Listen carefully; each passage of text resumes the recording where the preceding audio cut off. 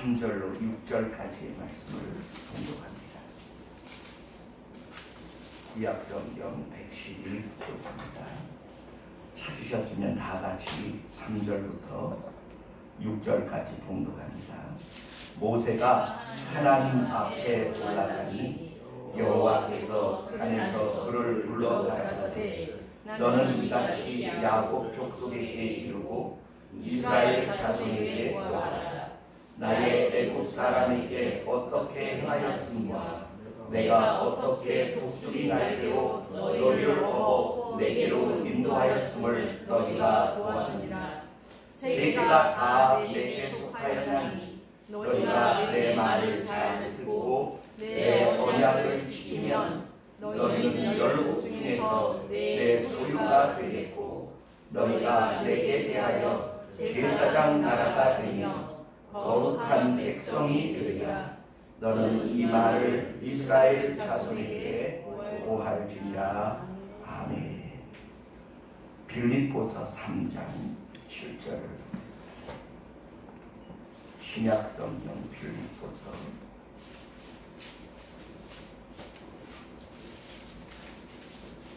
빌립보서 3장은 321페이지에 있습니다. 신약성경 321쪽. 빌립보서 3장 7절로 11절을 보도록 하겠습니다.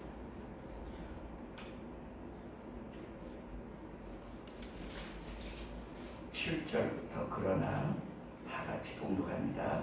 그러나 무엇이든지 내게 유익하던 것을 내가 그리스도를 위하여 다 해로 여길 뿐더러 또한 모든 것을 해로 여김은 내 주 그리스도 예수를 아는 지식이 가장 고상함을 인함이라. 내가 그를 위하여 모든 것을 잃어버리고 애설물로 여김은 그리스도를 얻고 그 안에서 발견되려 하니 내가 가진 의는 율법에서 난 것이 아니요 오직 그리스도를 믿음으로 말미암은 것이니 곧 믿음으로 하나님께로서 나누리라. 내가 그리스도와 그 부활의 권능과 그 고난의 참여함을 알려 하여 그의 죽으심을 본받아 어찌하든지 죽은 자 가운데서 부활에 이르려 하노니 내가 이미 얻었다 함도 아니요 온전히 이루었다 함도 아니라 오직 내가 그리스도 예수께 잡힌 바 된 그것을 잡으려고 쫓아가노라. 아멘. 20절을 보겠습니다. 20절로 21절입니다. 오직 우리의 시민권은 하늘에 있는지라 거기로서 구원하는 자 곧 주 예수 그리스도를 기다리노니 그가 만물을 자기에게 복종케 하실 수 있는 자의 역사로 우리의 낮은 몸을 자기 영광의 형체와 같이 변케 하시리라. 아멘. 이 시간에는 한수경 집사님 나오셔서 시편을 암송해 주시기 바랍니다. 오늘 이 시편 18편은 지난번 부활주일에 했기 때문에 이제 17편에서 19편으로 넘어가겠습니다. 네.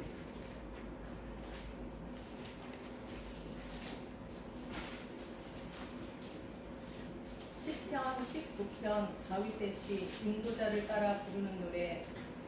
하늘이 하나님의 영광을 선포하고 궁창이 그의 손으로 하신 일을 나타내는도다. 날은 날에게 말하고 밤은 밤에게 지식을 전하니 언어도 없고 말씀도 없으며 들리는 소리도 없으나 그 소리가 온 땅에 통하고 그의 말씀이 세상 끝까지 이르도다. 하나님이 해를 위하여 하늘에 장막을 베푸셨도다. 해는 그 신망에서 나오는 신랑과 같고 그의 길을 달리기 기뻐하는 장사 같아서 하늘 이 끝에서 나와서 하늘 저 끝까지 운행하며 그의 열기에서 피할 자가 없도다. 여호와의 율법은 완전하여 영혼을 소성시키며 여호와의 증거는 확실하여 우둔한 자를 지혜롭게 하며 여호와의 교훈은 정직하여 마음을 기쁘게 하고 여호와의 계명은 순결하여 눈을 밝게 하시도다. 여호와를 경외하는 도는 정결하여 영원까지 이르고 여호와의 법도 진실하여 다 의로우니 금 곧 많은 순금보다 더 사모할 것이며 꿀과 송이꿀보다 더 달도다. 또 주의 종이 이것으로 경고하심을 받고 이것을 지킴으로 상이 크니이다. 자기 허물을 능히 깨달을 자 누구리요. 나를 숨은 허물에서 벗어나게 하소서. 또 주의 종에게 고의로 죄를 짓지 말게 하사 그 죄가 나를 주장하지 못하게 하소서. 그리하시면 내가 정직하여 큰 죄가에서 벗어나겠나이다.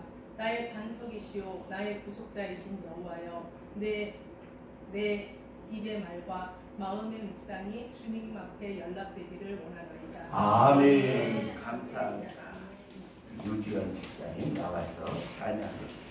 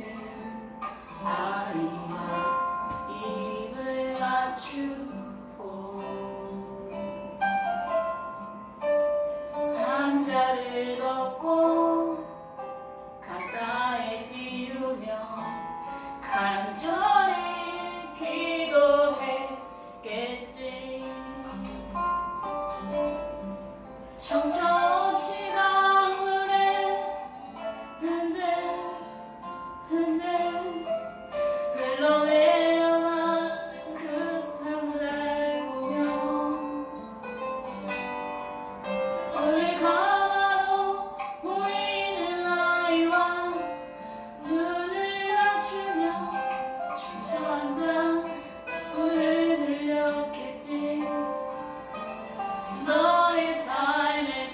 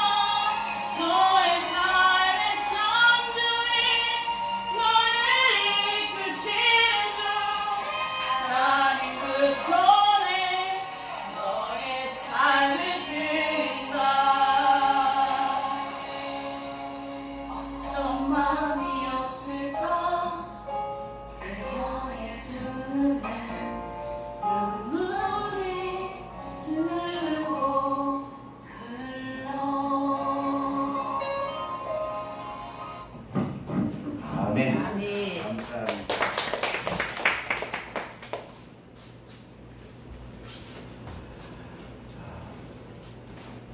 오늘 말씀의 제목은 가장 고상하고 고결한 삶이라는 제목으로 말씀을 증거합니다.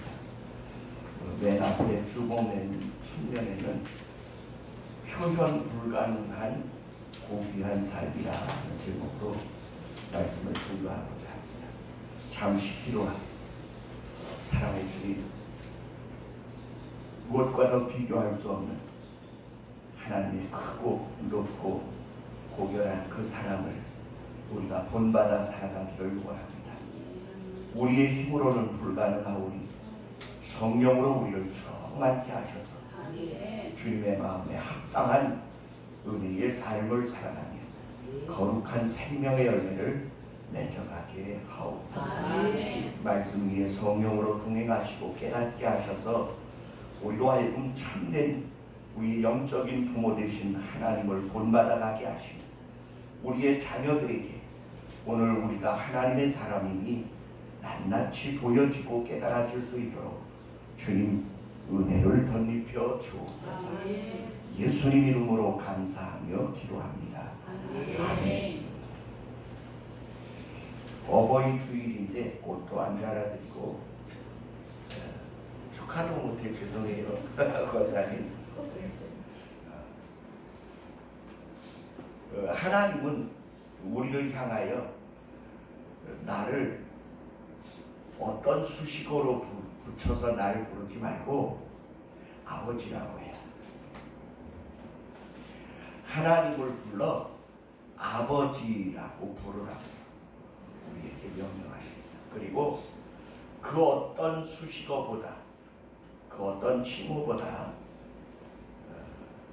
아버지 이렇게 부를 수 있는 권한을 우리에게 주셨습니다.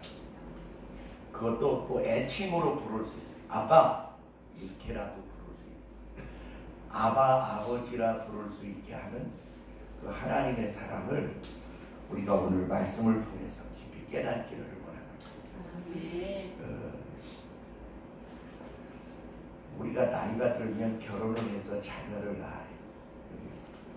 그런데 그 자녀를 낳고 보면 그 아비 된 심정, 어미 된 심정이 어떤 건지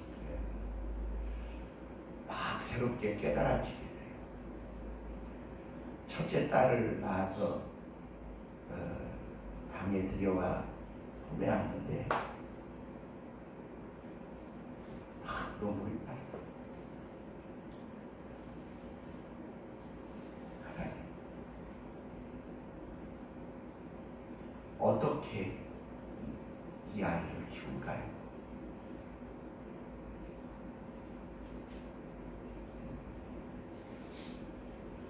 근데 하나님이 나를 인정하셨다는 것 같은 느낌이 들어요. 내가 한 생명을 너에게 맡길만 해서 선물을 하나 줬다. 이 아이가 자라면 얼마나 이쁜 짓을 하든지 그때 제가 늘 하나님께 기도할 때 그런 기도를 했어요. 주님, 아브라함에게 아들 바치라는 말씀하셨는데 저한테 절대로 그러지 마세요. 저는 그럴 만한 믿음도 없고,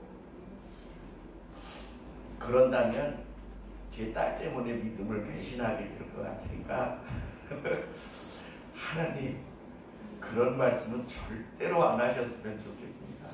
절대로 안 하셨어요. 얼마나 감사해요.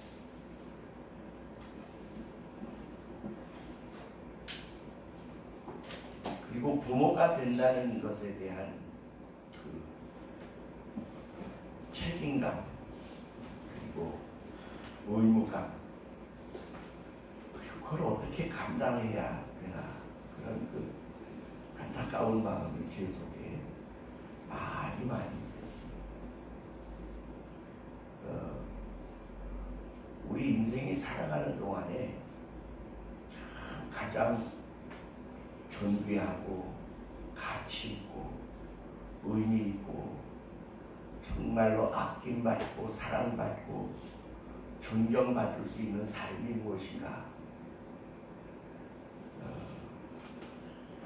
출애굽기 19장을 읽어보니까 하나님이 야곱의 족속과 이스라엘 백성에게 이르라 그렇게 말씀하시고, 그 다음 절에 세계가 다 내게 속하였으니 너희가 내 말을 잘 듣고 내 언약을 지키면, 이렇게 말합니다.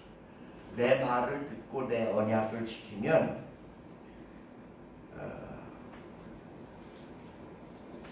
너희는 열국 중에서 내 소유가 되겠고 내게 대하여 제사장 나라가 되며 거룩한 백성이 되리라. 여러분, 우리는 이스라엘 백성 아니에요.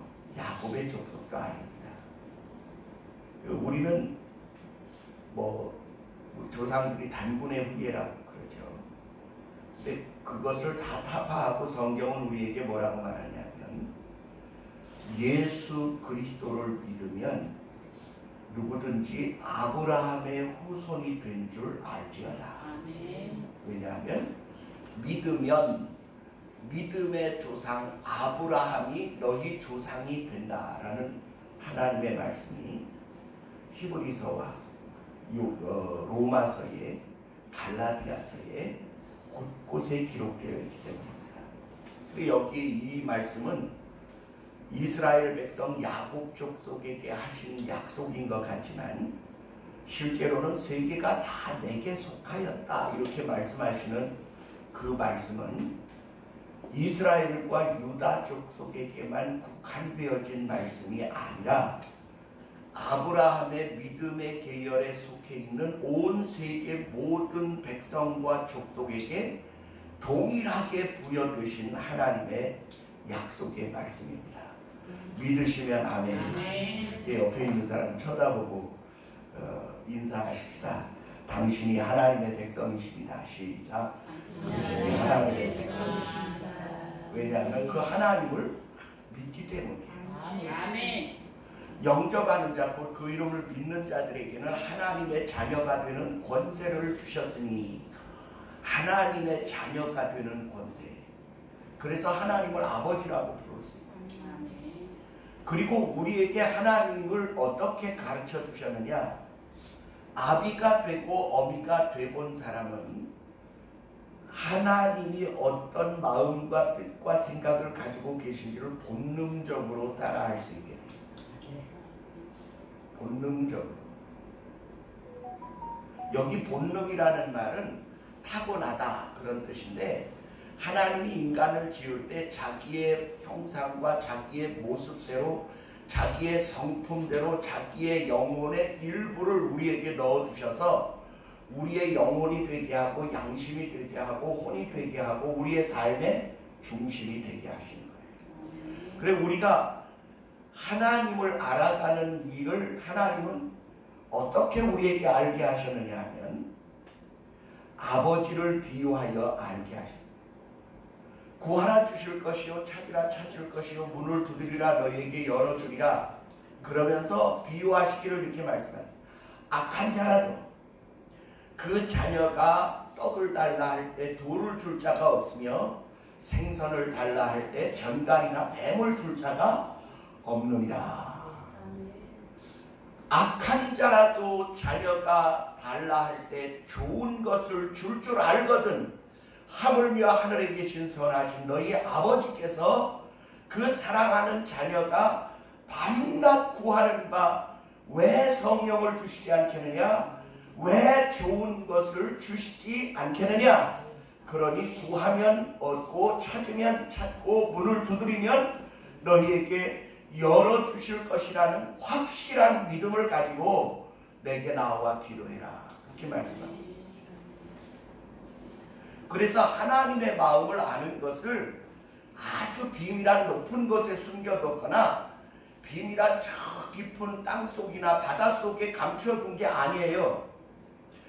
하나님의 말씀은 심히 가까워 네 마음에 있으며 네 입에 있느니라. 그래서 마음으로 믿어 의에 이르고 입으로 시인하여 구원에 이르게 하셨습니다. 중국에 아주 유명한 소설이 있어요. 왕오 천축국전이라는. 이건 뭐냐 하면 스님 하나가 불교의 그 경전을 얻기 위해서 천축국으로 가서 그 불경을 얻어오는 이야기를 손오공이라는 그 망나니 원숭이를 중심으로 하여 각종 요괴와 싸우며 왕호 천축국으로 가서 그 불경을 가져온다는 이야기 줄거리예요. 여러분이 잘 아는 손오공이 그겁니다. 그런데 하나님의 말씀은 그토록 힘들고 어렵게 멀리 가서 구해와야 할 것으로 하지 아니하시고 내가 아버지를 볼 때 하나님을 알게 하시고 내가 어머니의 사랑을 느낄 때 그 하나님이 어떤 성품의 분이신지를 깨닫게 하셨다는 사실입니다. 그래도 못 믿고 깨닫지 못하면 나이가 들어 결혼을 해서 아이를 내가 낳아보면 어머니의 그 크신 사랑이 깨달아지고 내가 그 아이로 인하여 속을 썩어보면 나로 인하여 애태웠던 아버지의 심정을 알게 하셨다는 사실. 그러니까 절대로 하나님은 자기를 꽁꽁 비밀 속에 감춰두시고 안 알려주시는 분이 아니시고요. 우리에게 가장 쉽고 밀접하게 깨닫게 해주시는 이가 하나님이신 줄 믿습니다.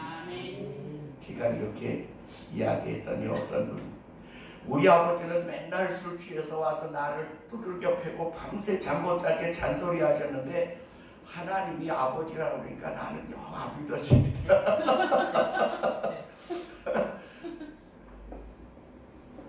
근데요, 술 취해서 잔소리를 해도요 절대 나쁜 거 가르치지 않아요. 밤새 괴롭히는 잔소리를 해도 절대 너는 나보다 더 악한 놈이 되라라든지 나보다 더 삐딱한 사람이 되라든지 나보다 더 끔찍한 인간이 되라 그렇게 가르치는 그 술정뱅이는 없어요. 왜냐하면 하나님의 본성을 우리 속에 넣어두셨기 때문에. 그래서 저는 오늘 여러분에게 중요한 이유 하나를 알려드려요. 우리가 세상을 사는 동안에 가장 성공한 인생은 무엇이고 아낌받고 존경받을 수 있는 참 주님이 인정하시고 칭찬하실 삶은 어떤 것이냐, 그에 대하여 성경으로 말씀을 하고자 합니다. 어제 신문을 읽었더니 그 연세대학교 석좌 교수님 김형석 교수님의 글이 칼럼으로 조선일보에 났어요. 100세 인생, 그래가지고 100살을 먹은 자신의 삶에 대한 자기 경험담들을 하나씩 이렇게 올려놔 주는 거예요.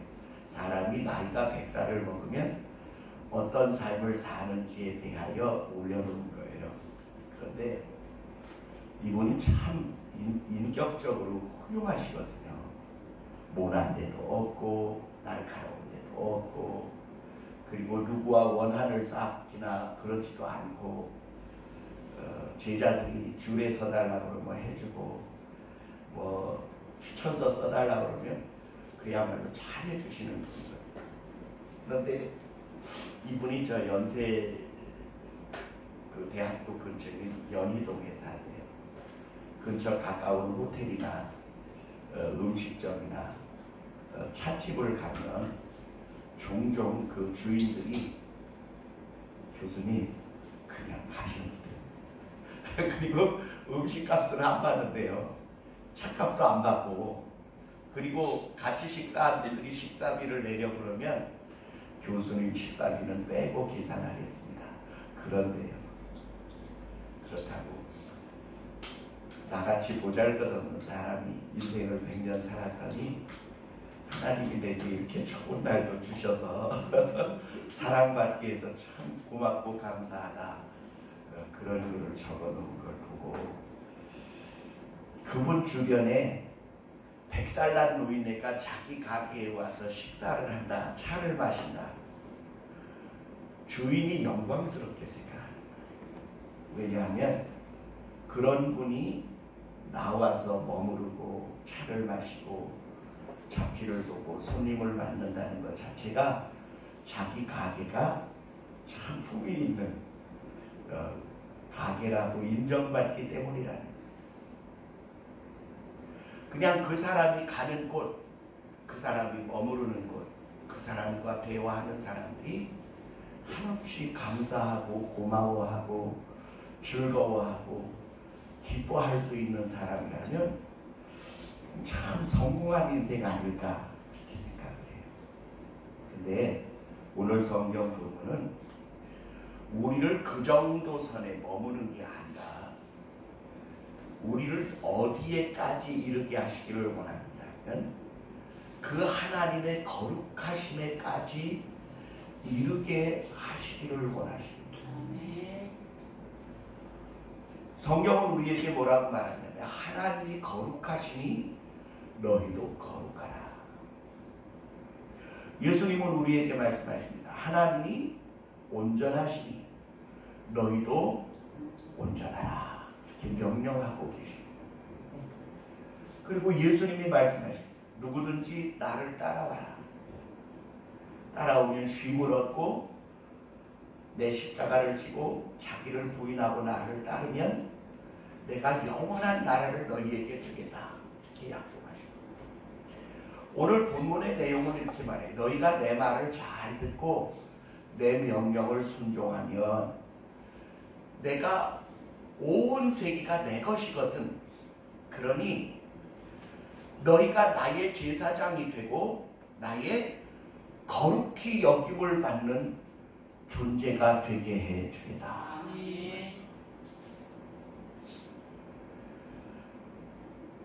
베드로 사도는 뭐라고 표현하고 있느냐 하면 너희는 그의 거룩하심에 이르라고 말하고 있습니다. 너희는 왕같은 족속이요 제사장 같은 나라요 그의 선택받은 백성이며 그의 거룩한 신민이니 그에게 속한 가족이니, 이렇게 말씀합니다. 너희가 그의 거룩하심에 동참하라, 이렇게 명령하고 있습니다. 이 일에 대하여 바울은 어떻게 표현하고 있느냐면 이렇게 말해요. 내가 세상에서 부러울 것이 없는 자였다. 나는 유대인 중에 유대인이며 율법에 흠이 없는 자이며 바리새인 중에 바리새인이고 최고의 학문인 가말리엘 문하생에 내가 수제자였으며 내가 로마의 시민권자요 황제의 친구가 되어지는 귀족 중에 하나였다. 그런데 내가 내 인생을 살다가 나를 기쁘게 하고 나를 존귀케 하고 나를 영화롭게 할 수 있는 모든 걸 다 해봤는데, 그리고 그 모든 걸 다 소유했는데 내가 예수 그리스도 한 분을 만났더니 그게 다 너무 비참하고 보잘것없이 참 부끄러운 것이어서 예수 그리스도를 알고 믿고 소유하고 난 이후에 내게 유익하던 이전의 모든 것들, 지혜와 지식과 권위와 권세와 자기의 그 모든 귀히 여겼던 모든 것들을 배설물같이 여겨 버렸노라, 이렇게 말합니다. 어떤 분들은 말하기를 그게 쓸모없어 버렸다고 그러는데 그렇지 않아요. 유익하던 것들을 뭐처럼 버렸다고요? 배설물같이 버렸대요. 아니 지식이 무슨 배설물 같습니까? 지식이 유익한 거예요. 학문이요, 중요한 겁니다. 그리고 세상의 지위나 명예나 권력이나 이거 다 소중한 거예요. 어떤 사람들은 그거 하나를 얻기 위해 일생을 바쳐서 노력하고 헌신하고 희생하고 수고합니다. 그런데 바울은 그런 것들을 하나 둘 소유한 게 아니라 5가지 이상을 소유한 그야말로 세상에 부러울 것이 없던 사람이었는데 예수님을 알고 났더니 이전에 알던 그것들이 배설물같이 여겨져서 버렸답니다. 그게 가치가 없어 버렸다는 게 아니에요. 그게 유익하지 않기 때문에 버렸다는 게 아닙니다. 감히 예수 그리스도와 비교할 수 없어서 버렸다는 거예요. 혹시 그것 때문에 내가 가진 그리스도가 혹시 빛을 잃을까봐 그래서 버렸다는 것입니다. 미켈란젤로가 최후의 만찬을 그렸는데 지금 우리가 보는 최후의 만찬의 그림은 본화가 아니래요. 처음 그렸던 그림이 있었답니다. 근데 그 그림 중에 주님이 이것은 내가 너희를 위하여 흘리는 바 나의 피곧 생명의 피니라. 그리고 그 잔에다가 포도주를 따라서 제자들에게 마시게 하셨는데 그 포도주 잔 성배, 그 은잔이 얼마나 화려하고 아름답고 빛나게 그려졌는지 친구들에게 품평을 해달라고 했더니 딱 그 잔을 지목하면서 참으로 아름답게 잘 표현되었다. 그래서 그는 그 잔을 지워버렸대요. 그 잔을 지워버렸대요. 그리고 그 자리에 보잘것없는 잔을 대신 그려넣었다. 왜냐? 그 그림에 주목되어져야 할 주인공이 예수 그리스도임에도 불구하고 그 그림에 더 주목받는 어떤 존재가 존치하고 있다는 사실을 견딜 수가 없습니다. 그래서 가장 놀랍고 아름답게 표현되었다는 잔을 지워버리고 그 잔의 빛깔을 흐려버렸어요. 왜냐? 예수 그리스도가 주목받는 일을 그 은잔이 빼앗아가는 걸 용서할 수 없었기 때문이다. 오늘 우리가 세상을 살아가는 일에도 우리의 시선과 우리의 마음과 우리의 희망과 소망을 이렇게 사로잡는 어떤 부분들이 있어요. 각 사람들이 가진 은사를 따라 그리고 삶의 특성을 따라 그런 것에 주목하거든요. 그런데 예수 그리스도는 어떤 분이시냐? 정말 주목받으셔야 할 분이시기 때문에 그 그림이 너무 표현이 잘 되어서 칭찬받았음에도 불구하고 지워버린 이유가 뭘까요? 여기에서 표현돼야 할, 주목돼야 할 가장 중요한 초점은 예수 그리스도 그분이었기 때문에. 여러분 결혼식에 정말로 주목받는 인기인 아름다운 배우가 여러분 결혼식에 하객으로 참석한다면 신부가 기분이 좋을 것 같아요? 안 좋을 것 같아요? 그래서 하는 이야기가 있습니다. 너무 아름다우면 야! 너 친구 결혼식에 가지 마. 너 민폐야 민폐. 왜냐? 그날 주목받아야 할 중요한 초점은 신부가 가장 아름다워야 되기 때문이야. 그 말은 너 너무 이뻐. 그러니까 남에게 패기치는 자리는 가지 마라. 그런 뜻이기도 하지만 사실이 그렇습니다.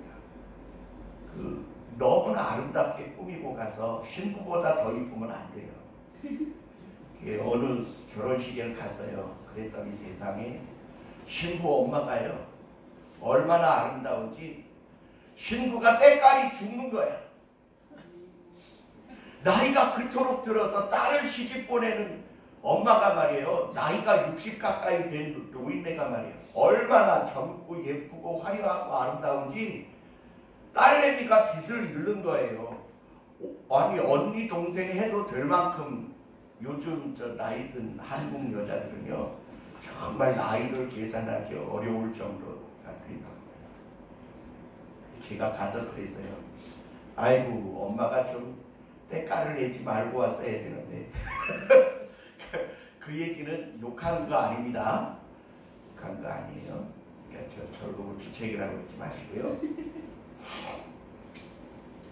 아무리 엄마가 아름답게 보이고 싶어도 그래도 딸 결혼식에는 딸만 못하게 하고 나와야지 딸보다 더 아름답게 하고 나오면 안 되잖아요. 앞으로 너무 예쁘신 분들은 딸 결혼식 할 때 조심하시기 바랍니다. 자, 이제 중요한 이야기를 하죠. 오늘 우리가요 예수님을 믿으면 그분을 사랑하지 않을 수 없게 돼요. 특히 예수님을. 왜냐하면 그분이 나를 위하여 벌거벗김 당하시고 채찍질 당하시고 침뱉음 당하시고 조롱과 멸시를 대신 당하셨다는 데 대해서만도 정말 우리는 감당할 수 없는 은혜가 되고요.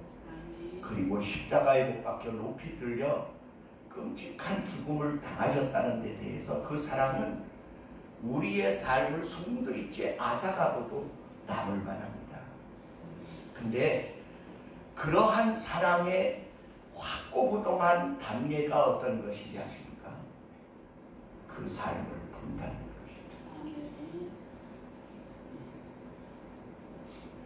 우리나라의 성형 기술이 너무 좋아서 전 세계에서 얼굴 뜯어고치러 많이 와요. 그런데 마음 뜯어고치러 오는 사람은 없다는데 이게 문제가 있는 거예요. 예쁘게는 만들 수 있을는지 모르지만 마음을 아름답게 만드는 일에 관심이 없는 것은 그만큼 외모지상주의 사회와 국가가 세계가 돼가는 거죠. 전 여러분에게 권합니다. 여러분, 우리가 예수님을 닮아가되 예수님의 외모는 전혀 아름다운 구석이 없었다고 말합니다. 그는 마른 땅에서 나온 나무줄기 같아서 모양도 없고 흠모할 만한 아름다운 것도 하나도 없었다고 성경은 기록합니다. 그런데 왜 그분이 내 삶을 송두리째 빼앗아갈 존재가 되었느냐? 그분의 외모가 아니에요. 그분의 마음과 영혼과 나를 향한 희생과 사랑의 그 어머니 같고 아버지 같은 심정에 그 뜨거운 사랑 때문에 우리가 매료되는 거죠. 이제 우리가 예뻐지는데 멋있어지는데 관심을 좀 가지지 마시고 이제 우리의 영혼과 우리의 마음과 우리의 생각이 그분을 닮아가는 일에 최선을 다하게 되시기를 주의 이름으로 축원합니다. 향수 가게에 들어갔다 나온 사람은 향수를 사지 않아도 그 향기가 몸에 남아요. 오늘 우리가 이렇게 예수 그리스도를 믿고 그분의 이름을 찬양하고 기도하고 그분의 말씀을 듣고 그분의 마음과 생각과 뜻과 목적을 이렇게 자꾸 듣는 이유가 뭔지 압니까? 닮아가라. 닮아가라. 닮아가라.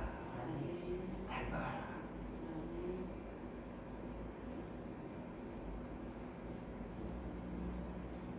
어떤 분이 설교하면 그런 얘기를 하죠. 성령 받은 증거가 뭡니까? 어떤 분 방언을 합니다. 방언은 불교에도 있어요. 환상을 봅니다. 그런 것도 있어요. 나는 병을 낫게도 그런 것도 딴 데도 있습니다. 그럼 내가 성령 받은 증거가 뭡니까? 우리의 삶에서 그분을 통하여 흘러나오는 사랑이 흘러나오지 않으면 그걸 성령 받은 사람이라고 말할 수 없다는 거예요.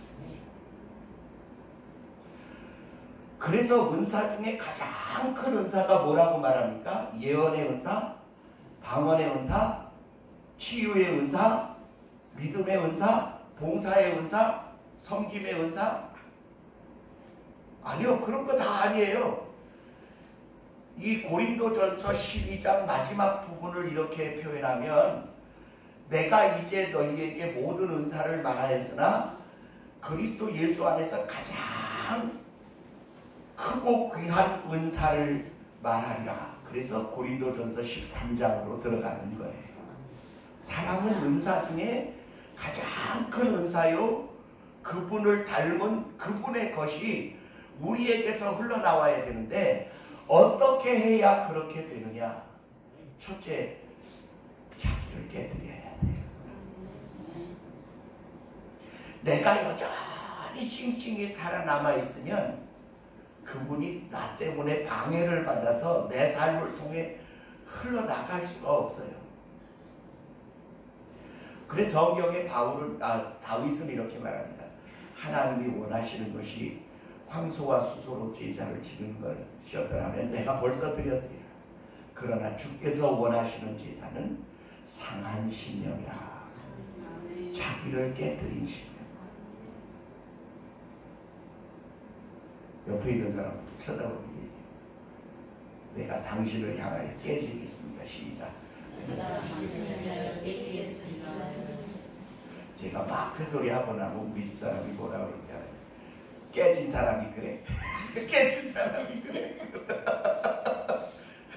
쪼개진 사람이 그래. 아니 덜 쪼개졌어.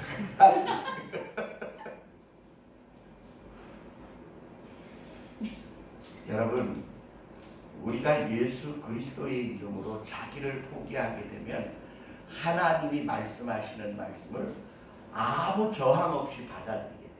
내 생각과 충돌이 되더라도 그 하나님의 말씀을 그냥 받아들여요. 너희가 내 말을 잘 듣고 나의 계명을 지키면 너희가 나의 제사장이 되며 나의 거룩한 백성이 될 것이니라.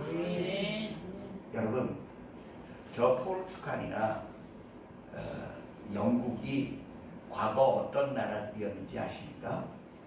이게 해적의 나라였어요. 해적이 뭔지 아십니까? 산에 있는 도적은 산적이고 바다에 있는 도적은 해적이에요. 근데 이 해적들의 행위가 어떤지 아십니까? 때리고 죽이고 불사르고 빼앗아갈 거 다 빼앗아가면 그냥 끝내야 되는데 그 정도로 안 끝냈어요. 일단 상대방을 제압해 물건을 다 뺏고 나면 노예들을 뽑아냅니다. 그리고는 남김없이 죽이고 배를 불살라 바닷속에 집어넣는 게 해적이에요. 그건 인간 아닙니다. 악마예요. 근데 해적의 표시가 뭐예요? 해골에다가 뼈 따고 두 개 이거를 이렇게 딱 해서 우리는 죽음의 전령자다. 해적기를 딱 발견하면 배마다 벌벌 떨고 최선을 다하여 도망가려 하지만 뛰어난 그들의 항해술과 배를 만든 기술이 그 배를 쫓아가서 결국 다 때려부시고 도적질하고 죽이고 불사르는 아주 끔찍한 해적의 나라들이 그 나라들이에요. 그런데 그들에게 복음이 들어가요. 하나님의 말씀이 들어가더니 그 악랄한 행위를 포기했어요. 그 부끄러운 자기들의 과거를 포기했어요. 그리고 어떻게 하면 하나님이 우리에게 베푸신 이 은혜를 예전에 우리가 못된 짓 했던 그들에게 갚아줄 수 있을까? 그걸 생각하는 나라와 백성들로 바뀌어졌어요. 이게 복음의 능력이에요. 전 여러분에게 뭐라?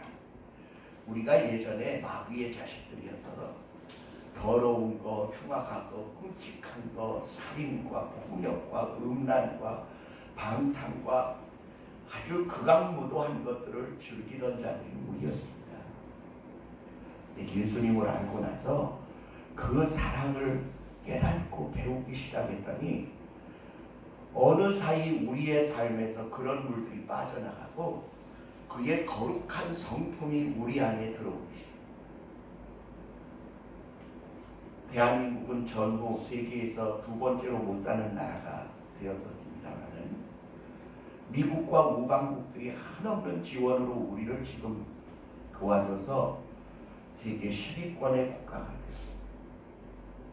그리고 이전에 우리를 도와줬던 나라들을 향하여 우리가 사랑과 고마움과 감사함을 베푸는 나라로 바뀌어졌습니다. 예전에 우리를 괴롭히던 나라에까지 지원할 수 있는 나라로 바뀌어진 것은 단순히 돈을 많이 벌어서가 아니죠. 저는 여러분에게 그의 거룩하심에 동참하십시오. 그 아들 예수 그리스도를 본받으십시오. 그렇게 본받은 바울의 삶에서 예수의 생명과 맛과 향기가 나타나서 세계에서 가장 강력하고 사악한 나라 로마가 300년 어간에 예수 믿는 나라로 바뀌어집니다. 한 사람이 예수 믿으면 가정이 변해요. 그가 머물러 있는 곳이 다 변화되게 돼요. 그들이 그 나라의 10%가 되어지면 선진국 반열에 들어섭니다. 우리나라의 기독교 인구가 25%라고 말하는데 저는 그 수치를 믿지 않습니다. 왜냐하면 25%라면 대한민국이 소금의 맛에 쩔어서 썩을래야 썩을 수 없고 부패할래야 부패할 수 없는데 이렇게 곳곳이 부패하고 썩은 거 보면 바닷물의 농도가 0.3%에서 4%라는데 바다에 있는 건 쉽게 잘 안 썩거든요. 저는 여러분에게 여러분 세상의 썩음을 방지하고 죄악의 확산을 막아낼 뿐만 아니라 이겨낼 수 있는 하나님을 닮은 사람, 예수 그리스도를 닮은 성도가 되어지기를 주의 이름으로 축원합니다. 그래서 여러분 우리에게서 예수의 맛과 예수의 향기와 예수의 생명이 해보다도 더 밝게 빛나 일곱 날의 빛보다 더 밝아질 수 있게 되기를 주의 이름으로 간곡히 부탁합니다. 어때요? 여러분 그렇게 되면 돈과 관계없이 명예와 관계없이 권력과 관계없이 인종과 관계없이 어디에서든지 존중받는 하나님의 사람들이 되어지게 될 것입니다. 그때쯤 오늘 설교를 기억하면서 그래 내가 너무 조그만 걸 구하지 않았나? 주님 가장 가까이 닮은 사람 되기를 구해야겠다. 그렇게 여러분 한 마음과 한 뜻 되어 주시기를 주의 이름으로 축원합니다. 사랑과 은혜가 충만하신 우리 주 아버지 하나님.